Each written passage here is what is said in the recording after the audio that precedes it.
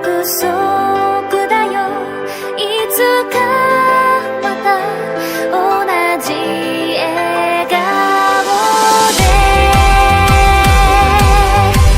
Cerita berlanjut. Di ruangan Raja Iblis Luminous yang telah kosong terlihat kedatangan Yuki Kagurazaka. Yuki berlari menuju tirai dan membuka tirai itu. Setelah tirai dibuka terlihat ada peti mati. Dengan begitu benar apa yang dikatakan Granbel soal ini. Itu adalah bahtera tempat tidur sang pahlawan. Dan Yuki tidak mengira akan berjalan sesuai rencana. Peti suci itu terbuat sepenuhnya dari partikel spiritual murni. Jadi monster kelas bawah pasti akan hangus jika mendekatinya. Bahkan seorang manusia pun akan terbakar jika menyentuhnya. Dan sepertinya hanya Yuki satu-satunya manusia yang bisa menyentuhnya. Karena Yuki memiliki anti skill, jadi partikel spiritual itu tidak berdampak apapun terhadap Yuki. Setelah Yuki membuka peti mati itu, terlihatlah seorang gadis cantik yang tertidur. Yuki merasa bahwa gadis itu terlihat tidak asing. Tetapi Yuki tidak memikirkannya lebih jauh dan memilih bergegas membawanya pergi dari sini. Lalu Yuki pun berpikir kenapa ada pahlawan yang tertidur di dalam sini. Apakah gadis itu benar-benar senjata pamungkas seperti yang dikatakan Granbel sebelumnya? Dan jika memang begitu, kenapa Granbel memberikannya kepada Yuki? Dan Yuki pun sangat yakin bahwa katedral sekarang benar-benar menjadi kacau sesuai yang diinginkan oleh Granbel. Dan keadaan yang seperti ini Yuki penasaran bagaimana reaksi 5 tetua. Sebelum itu di kerajaan Selrozo 5 tetua sedang berdiskusi tentang setelah kematian Mariabel. Granbel mengatakan bahwa dengan kematian Mariabel maka kejayaan keluarga Rozo pasti akan segera berakhir. Jika Rimuru tidak menunjukkan ketertarikan terhadap wilayah manusia seperti Luminous, maka mungkin mereka bisa hidup berdampingan dengan Rimuru. Tetapi menurut Granbel karena Rimuru ingin kekuasaan penuh atas umat manusia, maka Rimuru harus dihentikan dengan cara apapun. Lalu Doran berkata bahwa naga kekacauan telah tiada. Jadi apakah mereka masih punya kekuatan untuk melawan Rimuru? Lalu Cidre mengatakan jika mereka menggunakan Razul maka pertahanan di utara akan melemah, yang memberikan kesempatan untuk iblis menyerang. Lalu Johan pun mengatakan bahwa jika tidak ada metode yang masuk akal melawan Rimuru, rencana terbaik sekarang adalah berpura-pura tunduk kepada Raja Iblis Rimuru sambil mereka mengumpulkan kekuatan. Mendengar itu membuat Granbel marah dan mengatakan apa mereka tidak punya nyali. Karena tidak peduli seberapa besar kekacauan yang ada di dunia ini, tidak peduli seberapa banyak mereka berkorban, mereka umat manusia harus mempertahankan hak untuk mengatur diri mereka sendiri. Granbel berkata bahwa dia sudah lelah. Dunia manusia akan binasa dan Raja Iblis Rimuru akan berkuasa atas mereka semua. Jika itu adalah takdir yang harus mereka hadapi, maka mengapa mereka tidak memberikan satu perlawanan terakhir? Lalu Granbel mengatakan bahwa mereka boleh melakukan apapun yang mereka pilih, tetapi Granbel akan mengambil satu resiko terakhir. Lalu Doran pun berdiri dan berkata bahwa wilayah yang jauh dari lokasi konflik. Sebagai orang yang selamat dari keluarga Rozo, maka dia akan menjaga sejarah Granbel yang sebenar-benarnya. Granbel pun menyetujuinya dan dia harap tidak ada niat buruk di antara mereka. Lalu Doran pun pergi. Lalu Johan pun berpikir bahwa dia harus memikirkan langkah selanjutnya.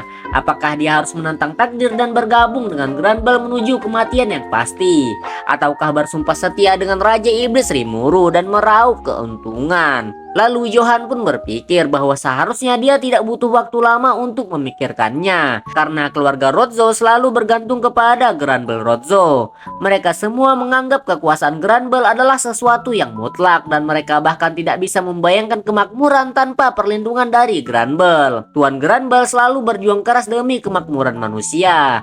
Meskipun Granbel tidak mengangkat pedangnya, tapi bagi mereka semua Granbel tetap seorang pahlawan. Dibanding dengan itu, bertarung hidup dan mati belum cukup untuk membalas budi kepada Granbel. Lalu Granbel bertanya kepada mereka yang tetap setia kepadanya, apakah mereka yakin soal ini?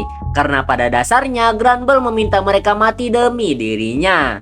Tetapi tekad mereka sudah bulat bahwa sebagai anggota keluarga Rozzo mereka akan selalu bersama Granbel. Dan pada saat ini peperangan yang memanas di Lubelius, di Dewan Barat Kerajaan Engracia juga terjadi kepanikan karena mereka mendapat kabar bahwa pasukan iblis sedang bergerak ke arah selatan, dan mereka yang panik berkata bahwa mereka harus mengirim pasukan dari berbagai negara untuk membangun pertahanan. Dan di sana Cidre lah yang bertanggung jawab atas pertahanan di utara dan bertanya apakah mereka ada yang menghubungi Cidre.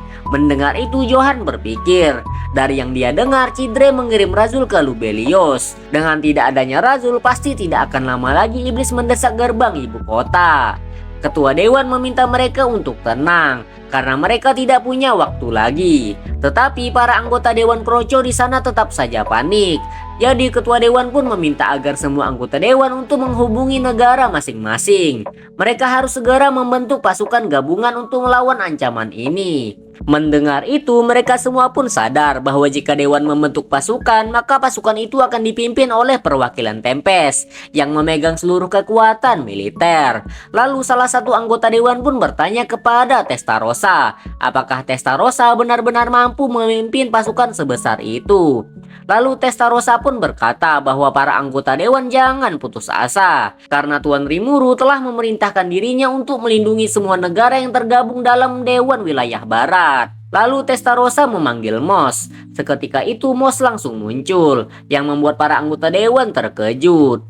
Moss langsung melaporkan bahwa sebuah armada kapal udara naga dari Talion baru saja tiba di garis pertahanan utara.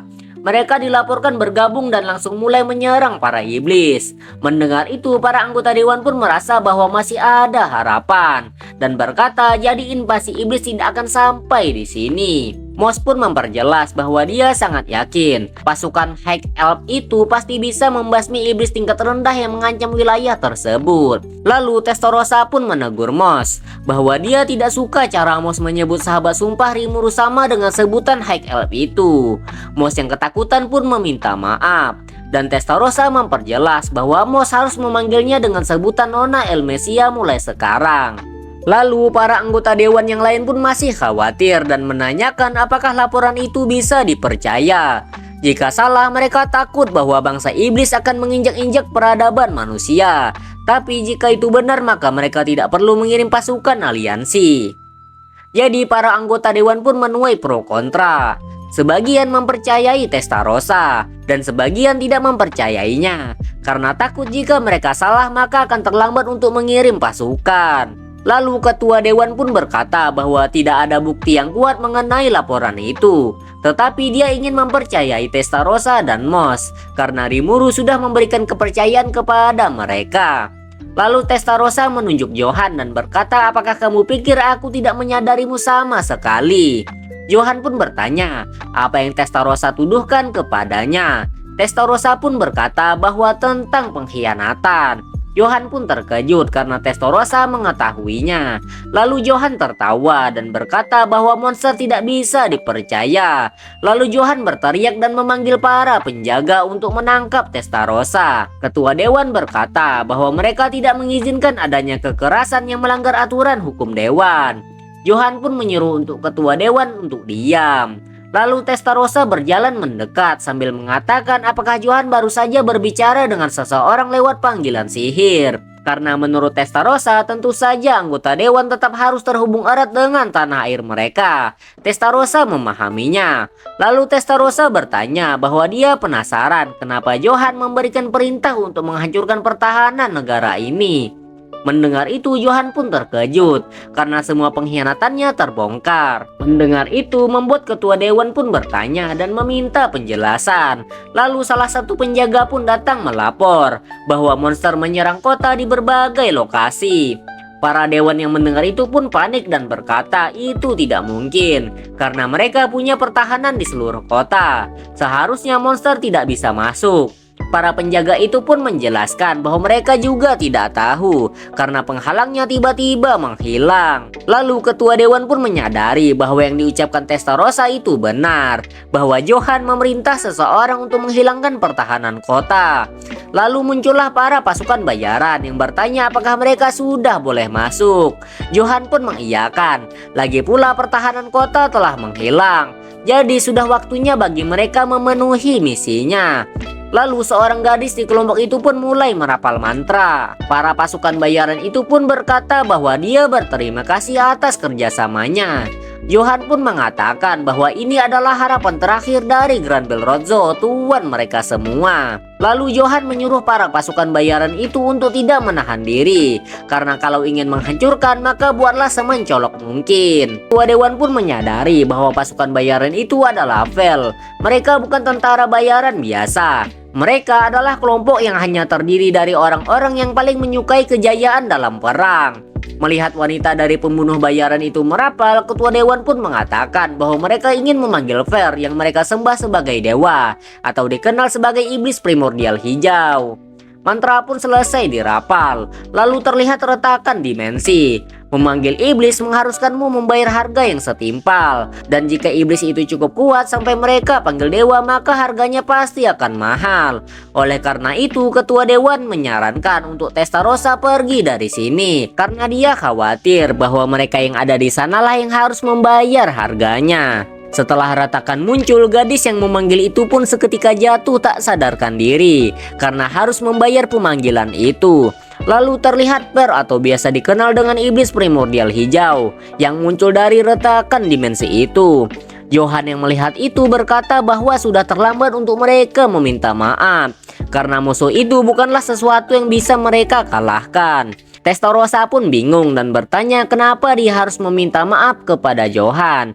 Johan pun berpikir bahkan Testarossa tidak bisa merasakan kekuatan dari primordial hijau, atau kita sebut saja namanya Misery. Lalu salah satu pasukan bayaran yang bernama Girar merasakan ada yang aneh. Karena jika Misery adalah dewa mereka, maka harusnya dia bisa membakar gedung itu dengan mudah. Tetapi kenapa dewa mereka tidak bergerak sama sekali? Lalu Misery pun berkata bahwa dia tidak percaya dengan apa yang dia lihat dan bertanya kenapa Blanc bisa mendapatkan tubuh fisik. Lalu Testarossa berkata bahwa sayang sekali karena Per tidak pantas memanggilnya begitu, karena dia sudah dianugerahi nama yang indah, yaitu Testarossa. Dan Testarossa pun sangat yakin bahwa Misery juga tidak suka jika dipanggil dengan sebutan Per. Mendengar itu Misery pun berkata itu tidak mungkin. Lalu Blanc memperjelas bahwa ini kenyataan. Lalu Blanc bertanya jika Misery ingin mencari pertarungan maka Testarossa dengan senang hati memberikannya kepada Misery. Mendengar itu Misery pun berpikir bahwa misinya dari Tuan Guy adalah membuat sedikit kekacauan di ibu kota. Lagi pula dia tidak bisa melawan Testarossa dan Moss yang ada di sini. Dan dia juga harus secepatnya melapor kepada Tuan Guy tentang berita mengejutkan ini secepatnya. Lalu Testarossa pun menembakkan sihir ke arah Misery.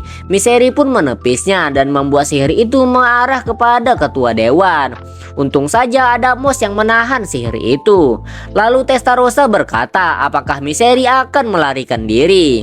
Misery pun mengiyakan karena nyawanya adalah milik Tuan Guy, dan nyawa ini bukanlah sesuatu yang bisa dia buang tanpa seizin Tuan Guy.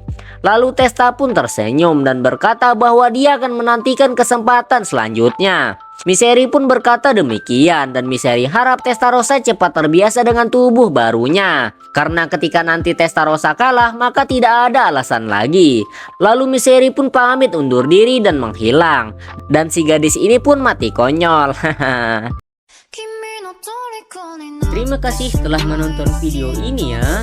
Jangan lupa klik tombol like, comment, and subscribe, and see you the next video. Bye bye.